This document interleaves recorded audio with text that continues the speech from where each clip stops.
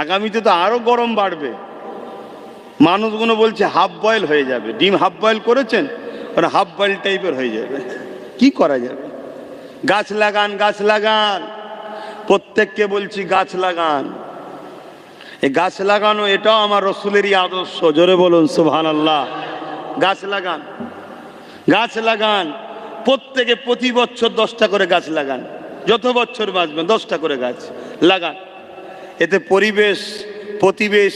পরিবেশের ভারসাম্য ঠিক হবে, গরম দূর হবে, পানি হবে, সব ঠিক হয়ে যাবে। তাহলে আমরা শুধু কেটেই যাচ্ছি। আবার একদল মানুষ এখন বেরিয়েছে গাছ মাফিয়া, কথা বুঝে আসছে। ঝড়ে যদি একটা গাছ পড়ে, ও মাফিয়া বেরিয়ে 100টা গাছ কেটে পালিয়ে গেছে, বলছে ঝড়ে পড়ে গেছে। এসবও চলছে। ওই জায়গাটা একটু ফাঁকা ফাঁকা হয়ে আছে, একটু দেখবেন চেষ্টা করে যদি ঢুকা যায়।